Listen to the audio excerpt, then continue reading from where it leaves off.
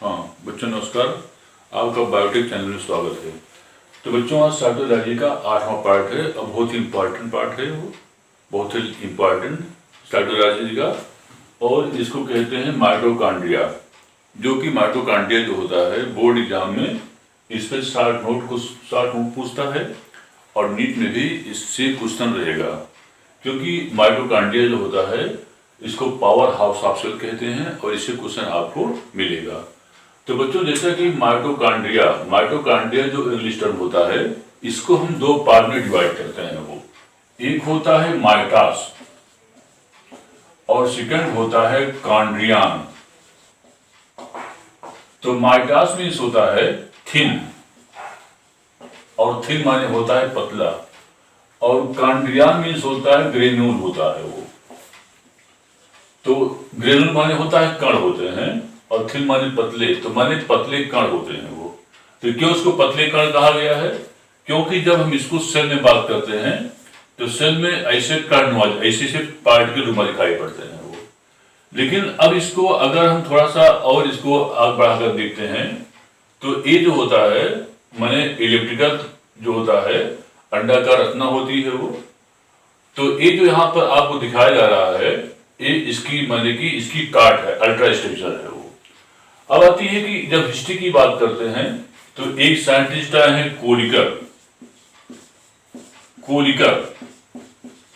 तो कोलिकर नामक वैज्ञानिक ने जो इंसेक्ट होते हैं, इंसेक्ट की रेखित पेशियों माने इंसेक्ट की स्ट्राइटेड मसल्स में सबसे पहले और इसको माने माइटोकॉन्ड्रिया का अवलोकन किया है वो। अब आती है कि जो कोलिकर ने किया स्ट्राइटेड मसल से। अब आती है इसके बाद एक साइंटिस्ट आए हैं, अगले साइंटिस्ट अल्टमान आए हैं वो, अल्टमान। और अल्टमान ने जो है इसको टर्म बायोप्लास्ट नाम दिया, इसको जो है टर्म बायोप्लास्ट नाम दिया। इसके बाद आए हैं सी बंडा। बच्चों सी बंडा ने जो है टर्म माइटोकॉन्ड्रिया दिया जो है वो। सी बंडा ने जो है टर्म माइटोकॉन्ड्रिया इसको दिया, प्रस्तुत किया। तो तीन साइंटिस्ट इसमें बहुत है। कोलिकर ने सबसे पहले कीटों की स्ट्राइटेड मसल में इसका अवलोकन किया, अल्टमान ने इसे बायोप्लास्ट नाम दिया, और सी बंडा ने इसको क्या कहा, माइटोकॉन्ड्रिया कहा बच्चों जो है वो। अब आती है माइटोकॉन्ड्रिया जो होता है यह डेवलप्ड सेल ऑर्गेनेल्स है वो, जो कि सिर्फ यूकैरियोटिक सेल, सिर्फ जो होता है ये यूकैरियोटिक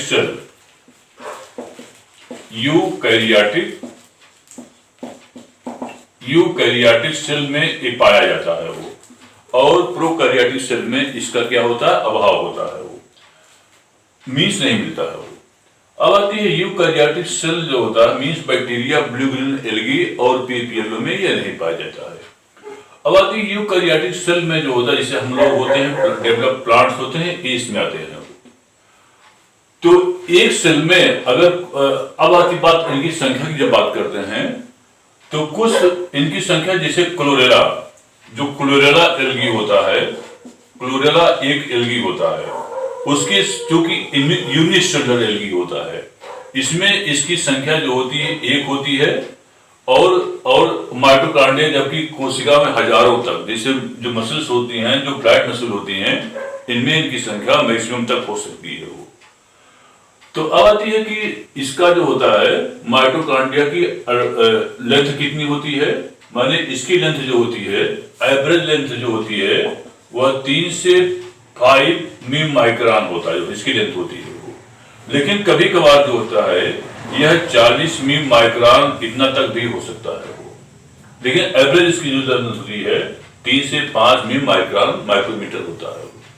अब आती है बच्चों अगला हेडिंग होता है ultra structure of the mitochondria, बात करते हैं वो। तो माने कि इस केस में क्या होता है, जब माइटोकॉन्ड्रिया का सेक्शन कटअप करते हैं, इसमें क्या होता है कि आउटर मेम्ब्रेन जो होती है स्मूथ होती है वो।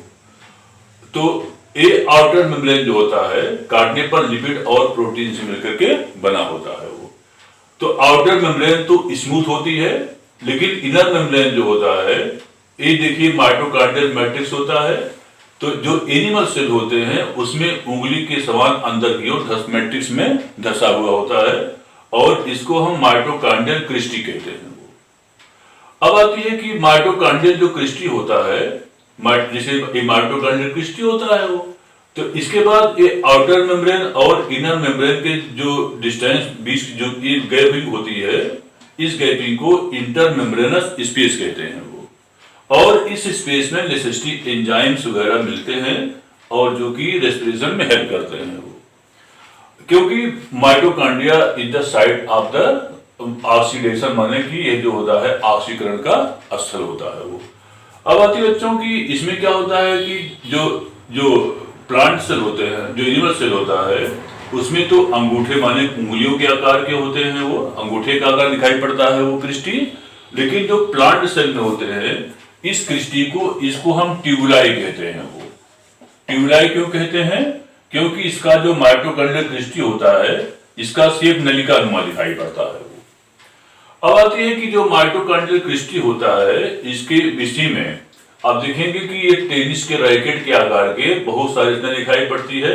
इसको हम F1 पार्टिकल या ऑक्सीसोम कहते हैं वो। और यह F1 पार्टिकल या ऑक्सीसोम जो होता है 3 भागों में बटा होता है, हेड, और जो स्टॉक दिखाई पड़ता है इसको पेडिसल कहते हैं, और जहां अटैचमेंट होता है इसको बेस कहते हैं। मीन्स इसके 3 पार्ट होते हैं वो, हेड, पेडिसल और बेस होता है वो। अब आती है कि जो इलेक्ट्रॉन ट्रांसपोर्ट सिस्टम होता है वह इसी में, माने जो टेनिस का रैकेट शेप होता है, जो F1 पार्टिकल या ऑक्सीसोम होता है, इसमें इलेक्ट्रॉन ट्रांसपोर्ट सिस्टम होता है वो।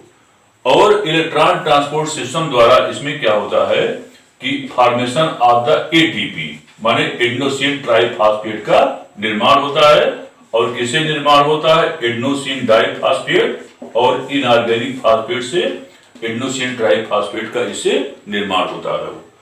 अब आती है कि जो इनर मेम्ब्रेन अब आती है कि इसका अवलोकन पार्क्स एंड मांस और पार्क्स एंड बिगिंस ने किया था।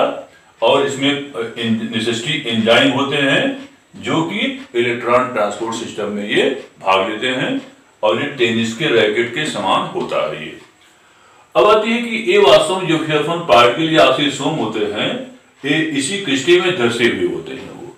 जिस समय इसकी हम माउंटिंग करते हैं तो ये बाहर मैट्रिक्स में निकले दिखाई पड़ते हैं वो। अब आती है जो इनर मेम्ब्रेन होता है, इसी इनर मेम्ब्रेन से एक विशेष प्रकार का एंजाइम होता है वो, और उस एंजाइम को कहते हैं सक्सीनेट डिहाइड्रोजिनेज।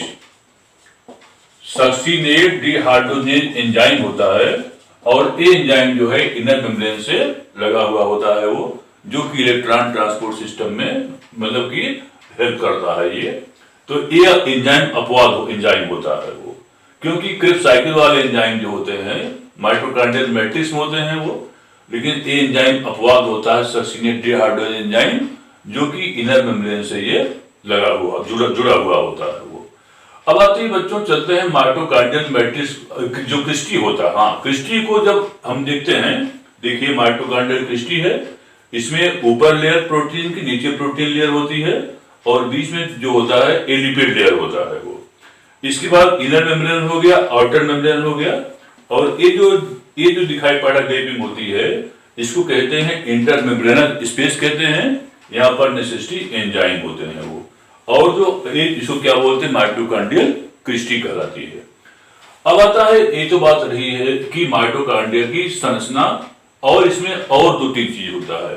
एक तो माइटोकॉन्ड्रियल डीएनए होता है वो, जो कि सर्कुलर टाइप होता है। बड़ा इंपॉर्टेंट पॉइंट है कि जो माइटोकॉन्ड्रियल डीएनए होता है वो, माइटोकॉन्ड्रियल डीएनए जो है वो सर्कुलर टाइप होता है, और जो कि बैक्टीरिया में सर्कुलर टाइप होता है वो। और इसके अलावा माने इसमें सर्कुलर डीएनए मिलता है वो, जस्ट लाइक बैक्टीरिया।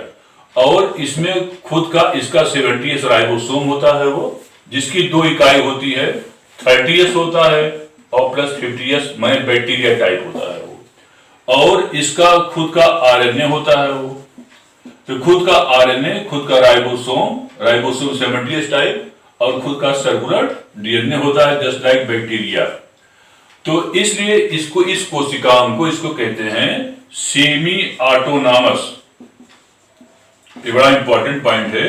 इसको कहते हैं सेमी ऑटोनॉमस सेल ऑर्गेनेल्स, माने अर्ध स्वशासित कोशिकांग। माइटोकॉन्ड्रिया को कहा गया है अर्ध स्वशासित कोशिकांग कहा गया है वो, क्योंकि इसमें सर्कुलर डीएनए, 70 राइबोसोम और खुद का आरएनए मिलता है वो, किंतु यह सेल में ही रहकर काम कर पाता है वो, ये बाहर नहीं काम कर पाता है वो। अब आती है माइटोकॉन्ड्रिया का कार्य, माने इसका फंक्शन क्या होता है वो। तो माइटोकॉन्ड्रिया को बच्चों हम power house of the cell कहते हैं वो, क्योंकि ये जो होता है प्लेस ऑफ द ऑक्सीडेशन, माने ऑक्सीकरण का स्थल होता है। ऑक्सीकरण का स्थल होता है क्योंकि बाहर से इसमें O2 है, इसके अलावा जो है एसिल को एंजाइम एंटर करते हैं और बाहर से O2 एंटर करता है, तो इसमें क्रेब्स साइकिल होता है वो, क्रेब्स साइकिल होता है। और जो AF1 पार्टिकल होता है, इसमें इलेक्ट्रॉन ट्रांसपोर्ट सिस्टम होता है वो। और इसके बाद क्या होता है कि इसमें क्रेब्स साइकिल में जिसकी खोज हैंस्टेड ने किया है वो, तो अधिक मात्रा में ऊर्जा की प्राप्ति होती है। वैसे भी एक ग्लूकोज मॉलिक्यूल से हमको श्वसन के दौरान जो होता है 38 ATP ऊर्जा की प्राप्ति होती है वो, जिसमें अधिक ऊर्जा की मात्रा क्रेब्स साइकिल में फॉर्मेशन होता है वो।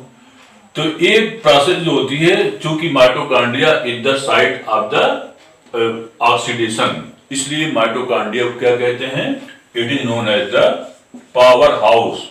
इसको कहते हैं पावर हाउस ऑफ सेल, या इसको कोशिका का विद्युत गृह कहा गया है वो, जो बड़ा इंपॉर्टेंट पॉइंट है वो, कि किसे कोशिका का विद्युत गृह कहा गया है वो, जिसको क्या कहते हैं, माइटोकॉन्ड्रिया को कहा गया है।